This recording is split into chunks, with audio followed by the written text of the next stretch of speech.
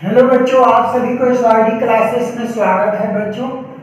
बच्चों आज क्लास 6 गणित अभ्यास 2C में कुछ प्रगुण दिए गए हैं। उस प्रगुण को समझना बहुत ही जरूरी है, क्योंकि जब इस प्रगुण को आप समझ जाओगे तो इस अभ्यास 2C के प्रश्नों को बहुत आसान तरीके से लगा सकोगे। तो बच्चों आइए जानते हैं जो है कुछ प्रगुण है, जिसमें पहला नंबर हमने लिखा है गुणा का समग्र प्रगुण।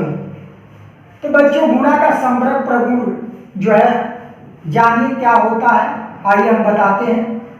हाँ, लेकिन बच्चों आपसे एक रिक्वेस्ट है, अगर आप मेरे चैनल पर नए हो तो आप मेरे चैनल को सब्सक्राइब कीजिए, वीडियो को लाइक कीजिए और अपने मित्रों में शेयर कीजिए बच्चों। तो बच्चों आइए हम चलते हैं अपने टॉपिक पर। गुणा का समग्र प्रगुण क्या होता है? तो यहाँ पे देखेंगे लिखा है दो पूर्ण संख्याओं का गुणनफल सदैव एक पूर्ण संख्या होता है। दो पूर्ण संख्याओं का जो गुणनफल होगा वह सदैव एक पूर्ण संख्या होता है, तो हम उसी को गुणा का समग्र प्रगुण कहेंगे।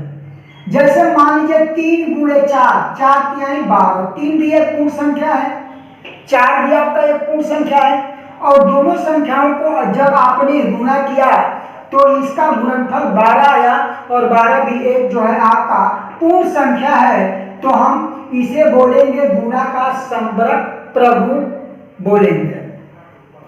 इसी तरीके से मान लीजिए 2 गुणे 6 कर दीजिए तो 6 दूना 12 हो जाएगा, 2 गुणे 2 कर दीजिए 2 दूना 4 हो जाएगा। तो यहाँ पे 2 और 6 और 2 जो लिखा गया है यह एक पूर्ण संख्या है, और जब दो पूर्ण संख्याओं का गुणनफल जो है एक पूर्ण संख्या आता है तो ये हमारा गुणा का समग्र प्रगुण कहलाएगा बच्चे। तो आइए बच्चे गुणा का जो है समग्र प्रगुण आपने जो है समझ गए हैं। अब हम दूसरा जानेंगे जो है गुणा का क्रम विनिमय प्रगुण क्या होता है। गुणा का क्रम विनिमय प्रगुण, देखिए बच्चे गुणा का जो गुण जो होगा क्रम विनिमय प्रगुण जो होता है, पूर्ण संख्या युग्म में उनके क्रम को बदल देने पर भी गुणनफल समान होता है। अर्थात यह कह रहा है कि अगर मान लीजिए आप दो पूर्ण संख्या आपने लिया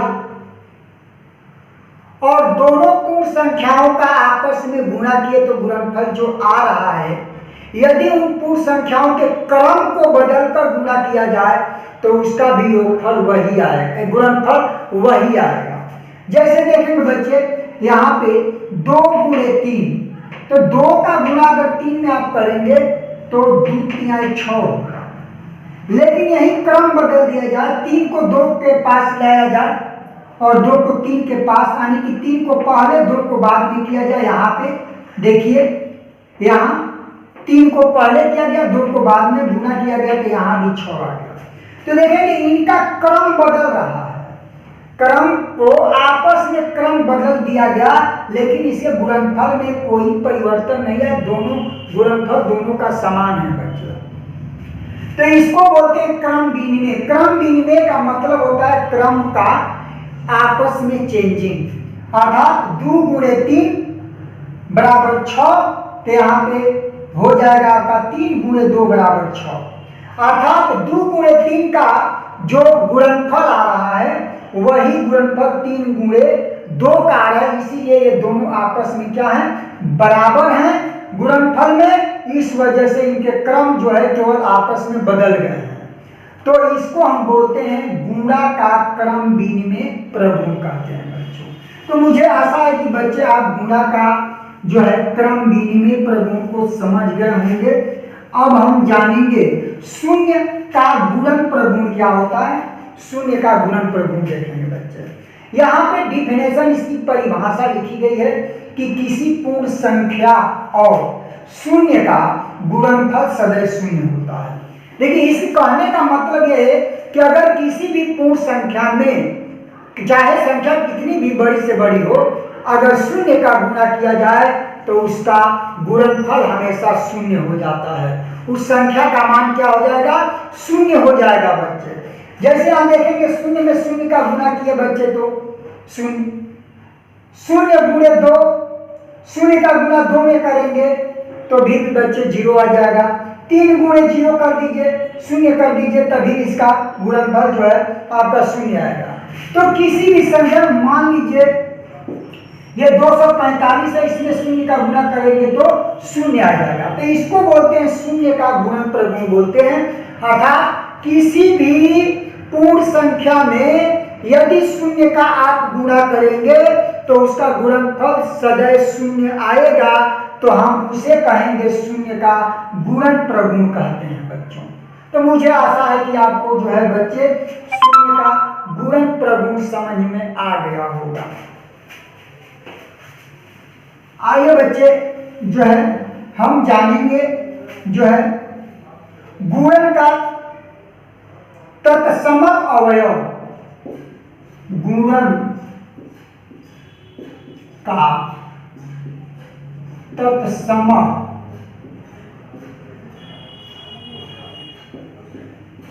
अवयव, गुणन का तत्समक, गुणन का तत्समक अवयव। इसकी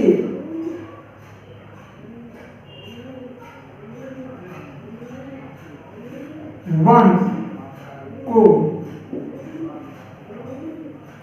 गुणन का तत्समक अवयव कहते हैं। वन को गुणन का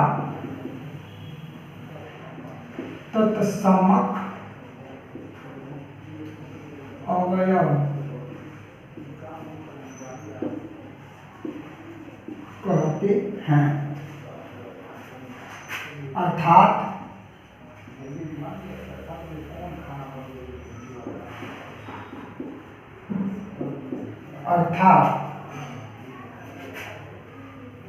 किसी पूर्ण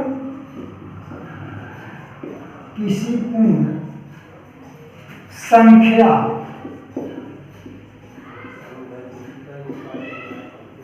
और वन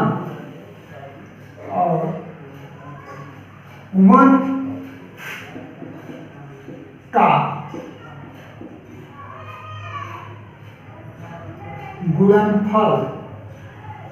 गुणनफल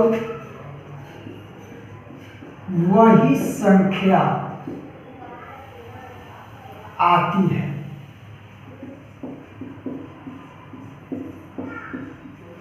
बच्चों देखेंगे यहाँ पे गुणन का तत्समक अवयव किसे कहेंगे।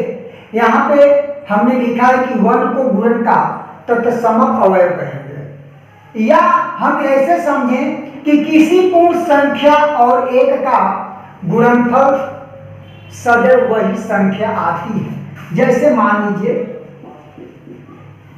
1 गुणे 5 बराबर 5, 1 गुणे 7 बराबर 7, 1 गुणे 9 बराबर 9।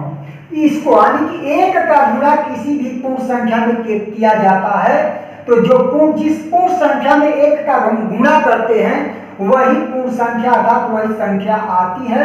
तो इसको हम बोलेंगे गुणन का तत्समक अवयव बोलते हैं बच्चे।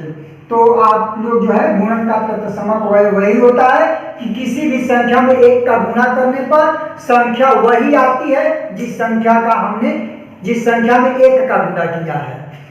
तो ये हमारा 1 का गुणा 5, 1 गुणे 5 किए तो 5 ही आया, संख्या वही आई। 7 में 1 का गुणा किए तो 7 आया। 9 का गुणा 1 में किए तो 9 ही आ गया।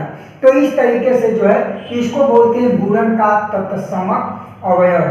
आप सीधे जानेंगे कि किसी भी पूर्ण संख्या में अगर हम 1 का गुणा करेंगे तो वही पूर्ण संख्या आएगी जो है, तो हम उसे गुणन का तत्समक अवयव कहेंगे।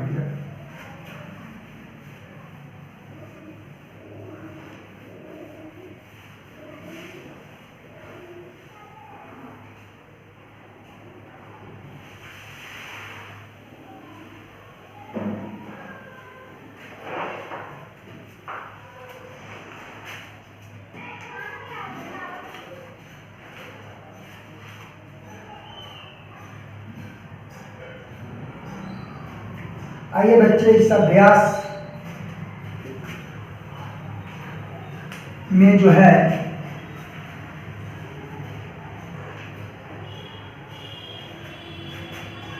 गुणन का साचार्य प्रगुण जानेंगे। गुणन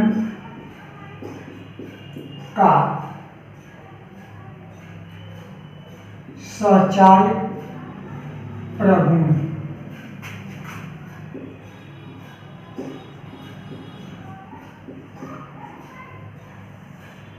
गुणन का साचार्य प्रगुण किन्हीं तीन पूर्ण संख्याओं के किन्हीं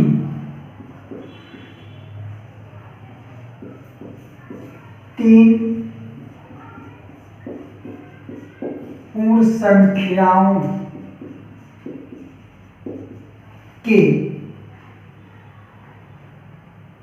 सतत गुणन संक्रिया में सतत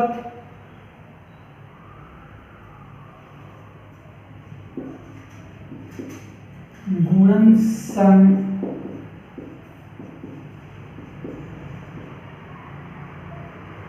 संक्रिया में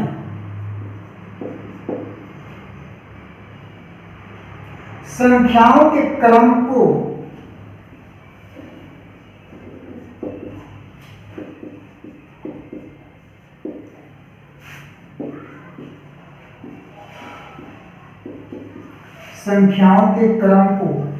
परिवर्तित करने पर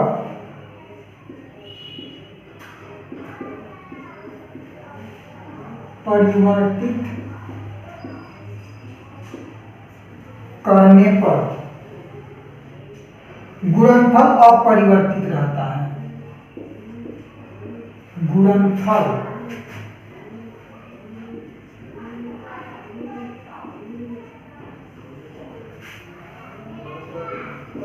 अपरिवर्तित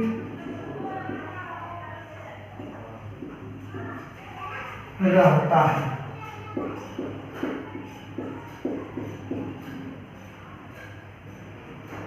अतः गुणन की संक्रिया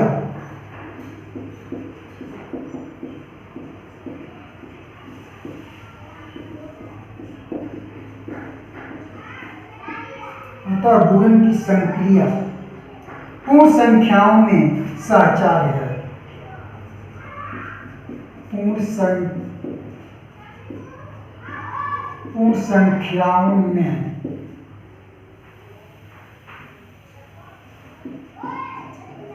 साचार्य है।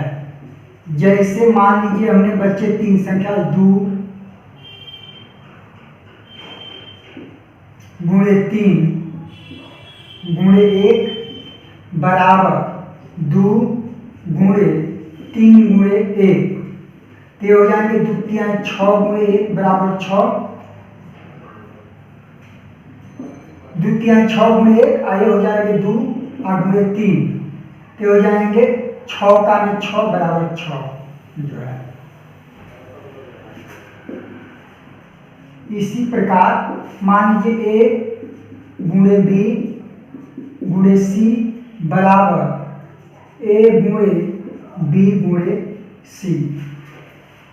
देखो बच्चों, जो है गुणन का साचार्य प्रगुण जो होता है, डिफिनेशन में लिखा गया कि किन्हीं तीन पूर्ण संख्याओं के, तो हमने तीन पूर्ण संख्या 2, 3 और 1 ले लिया है। ये तीन हम पूर्ण संख्या लिए हैं। संख्याओं के सतत गुणन संक्रिया में संख्याओं के क्रम को परिवर्तित करने पर गुणनफल अपरिवर्तित रहता है। यहाँ पे देखेंगे, यहाँ पे संख्याओं के क्रम को हमने परिवर्तित किया है। पहले कोष्टक में 2 गुणे 3, कोष्टक के बाहर 1 है, तो इधर हमने क्या किया, 2 को बाहर किया, यहाँ क्रम बदल दिया, 3 गुणे 1 कर दिया। तो यहाँ पे द्वितीय 6 गुणे 1 बराबर यहाँ पे हो जाएगा 2 और गुणे 3 का 3, और ये जगह 6 एकम 6 और द्वितीय 6। तो यहाँ पे यही कह रहा है कि अगर इनके क्रम को परिवर्तित कर देने पर गुणनफल अपरिवर्तित रहता है, तो यह गुणन की संक्रिया का पूर्ण संक्रिया में साचार्य कहा है जो है। तो ये हमारा जो है गुणन का साचार्य प्रगुण यही है कि हमने 2 गुणे 3 गुणे एक, एक कोष्टक में 2 गुणे 3 किया, कोष्टक के बाहर 1 का गुना किए, फिर हमने क्या किया 2 को बाहर किया और एक कोष्टक में 3 गुणे 1 कर दिया। तो यहाँ पे हमने 2 कोष्टक के अंदर गुना करते हैं 2 और 3 का तो 6 होगा और गुणे 1, और यहाँ भी हम 2 और गुणे कोष्टक के अंदर का गुना करते हैं 3 गुणे 1, तो ये हो जाएंगे 3 और ये 3 गुना 6, यहाँ भी 6। तो अगर इनके क्रम में अगर परिवर्तन हो रहा है लेकिन इसके गुणनफल में कोई परिवर्तन नहीं हो रहा, यानी कि अपरिवर्तित हो रहा है।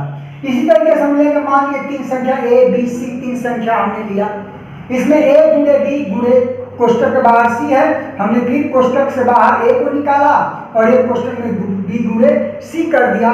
तो यह नियम जो होगा, यह जो नियम होगा, यह गुणन का साचार प्रगुण कहलाता है बच्चों। तो ये हमारा साचार प्रगुण है।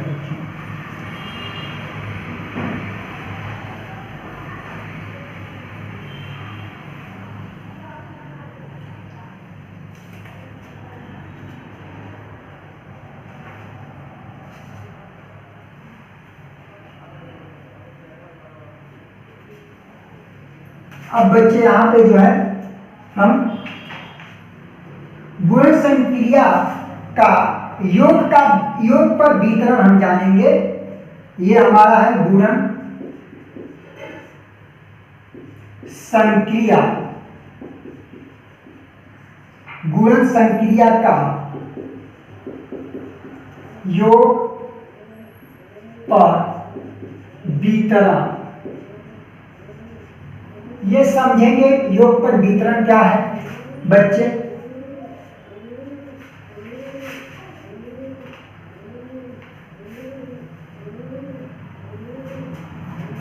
ये होगा पहली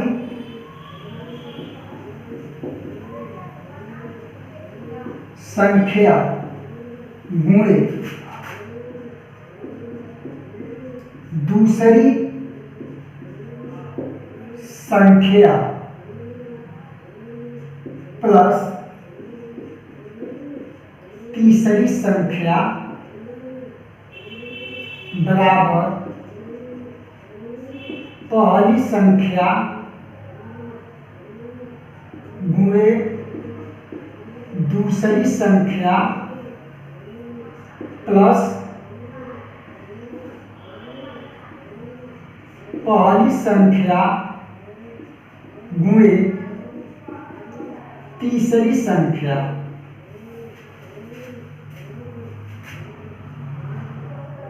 तीसरी संख्या,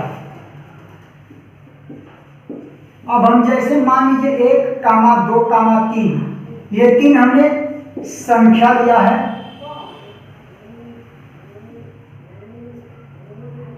3 हमने संख्या लिया है, इसमें से क्या करेंगे 1 गुणे कोष्टक में 2 धन 3 लिखेंगे, बराबर हम लिखेंगे 1 गुणे 2 धन 1 गुणे 3। तो यह जो नियम होगा बच्चे, इसको बोलते हैं गुणन संक्रिया का योग पर वितरण नियम बोलते हैं। अर्थात हमने 3 संख्या लिया है 1, 2, 3, ये 3 हम जो है पूर्ण संख्या लिया है, ये पूर्ण संख्या हमारा है और 3 पूर्ण संख्या में हमने क्या किया 1 गुणे 2 धन 3 यानी कि पहली संख्या गुणे दूसरी धन तीसरी, दूसरी धन तीसरी कर दिए, बराबर पहली संख्या गुणे दूसरी संख्या प्लस पहली संख्या गुणे तीसरी संख्या। तो इसको हम बोलते हैं गुणन संक्रिया का योग पर वितरण नियम। इस तरीके से मान लीजिए ए बी सी 3 हमने जो है ये हमने एलिमेंट लिया है, तो यहाँ पे ए गुणे कोष्टक में बी धन सी लिखेंगे, बराबर लिखेंगे ए गुणे बी धन ए गुणे सी। इसको हम बोलेंगे जो है गुणन संक्रिया का योग पर वितरण, इसको कहते हैं बच्चे। तो मुझे आशा है कि जो है गुणन संक्रिया का योग पर वितरण नियम आपको समझ में आया होगा बच्चे।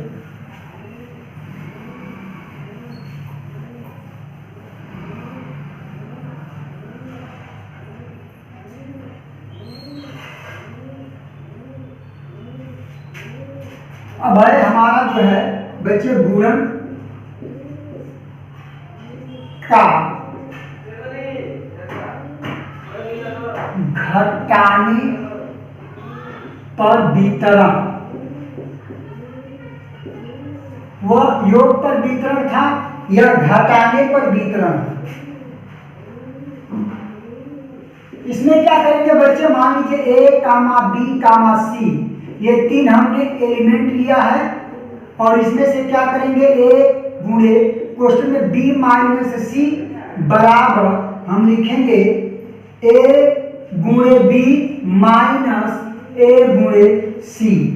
ये तो इसको हम बोलेंगे गुणन का घटाने पर वितरण। इसी तरीके से मान लीजिए जैसे में 2 कामा 3 कामा 4, यह जो है हमारा एक पूर्ण संख्या है, तो इसको हम लिखेंगे 2 गुणे क्वेश्चन में लिखेंगे 3 माइनस 4, 3 माइनस 4 बराबर 2 गुणे 3 माइनस 2 गुणे 4। यहाँ पे देखेंगे 2 गुणे 4 में से अगर 3 में से 4 जाएगा तो -1 बराबर ये हो जाएगा 2 तिहाई, 6 माइनस 2 चौका 8 हो जाएगा, 2 चौका। इन दोनों में गुणा करेंगे, 2 का -1 में गुणा करेंगे तो -2, इधर 6 में से आ जाएगा तो -2। इस वजह से यहाँ पे बच्चे जो है यह गुण घटाने पर वितरण नियम लागू होता है। तो ये गुणन का घटाने का पर वितरण नियम है बच्चों। तो बच्चों आज की वीडियो हमारी यहीं पे समाप्त होती है। कल के वीडियो में जो है हम इस प्रश्नावली 2C यानी कि अभ्यास 2C का जो है हम सभी प्रश्नों को हल करेंगे। जय हिंद बच्चों।